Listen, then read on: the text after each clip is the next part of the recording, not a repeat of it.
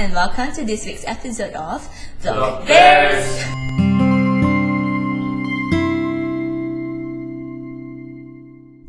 So Ether and Bitcoin prices are on a constant downward spiral, even after waves of recent positive news that G20 regulators are not cracking down on cryptocurrencies.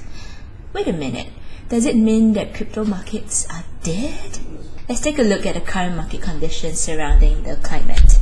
Looking at the Bitcoin USD chart, we'll quickly walk through the significant twist of 2018. We started with a high of 17,000 in January, dipping and bottoming at 6,000 in February. We kept our fingers crossed at the 11,000 rebound in March before seeing this downward trend again towards the end of March, trading at the current levels of 8,000 USD. Similarly, when we take a look at the Ether USD chart, the same downward spiral let us see a yo-yo from $560 US to 980 and now back to trading at 480. All this in just 3 months.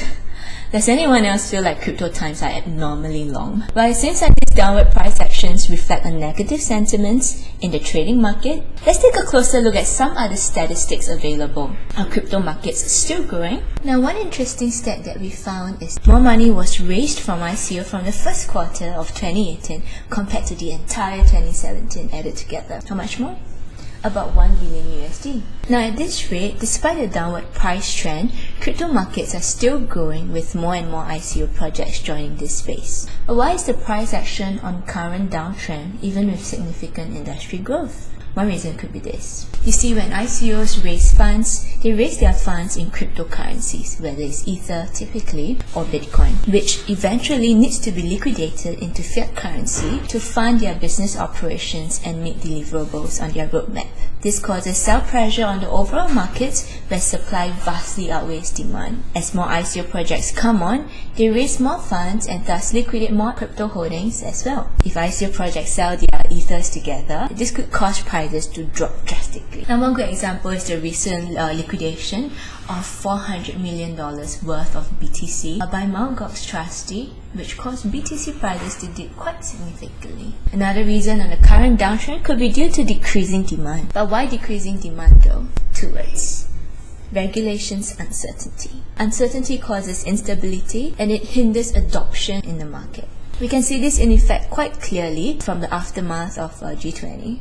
While there was a nice short rebound following positive news of G20, prices fell right back when there's no further news from regulators from major countries as they continue their slow exploration in this space. You may have seen this chart going around summarizing the recent G20 results for crypto regulations in specific countries. Even though there's a lot of green lights, the core legal infrastructure for crypto are not in place yet. This uncertainty is also keeping big institutional money on the sideline. Until a firm framework is in place, there will be a constant instability in the markets with lower consumer confidence. But, as we always say, do not fret, there is still hope. This data compiled by Nick Carter shows current ETH holding of major ICOs. You see that it totals to around 1.8 billion USD and reflects quite a positive light with strong hold position.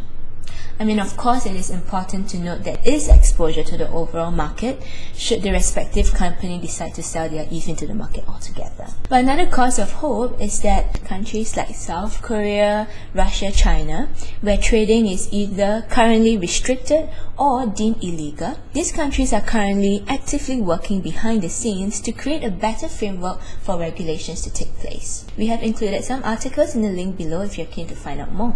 So, should we be selling our crypto portfolio in this time of uncertainty? Well, it depends on your investment horizon. Yes, if you're in it for the short run and have no stomach for volatility. No, if you continue to believe in the potential for this space and if your investment horizon is much longer. You see, give them time and all will come. Cryptocurrency regulations will eventually be in place. When that happens, institutional money will eventually come in. As the blockchain technology continues to mature, we will continue to see more and more sexy projects coming on board. So, what are we doing with our own portfolio? Hold, don't speculate. Thank you for watching today's episode. If you like what we are doing, continue to stay tuned for good content. If you have any comments, let us know how your portfolio is doing. You can leave a comment down below. Anyway, click here to subscribe.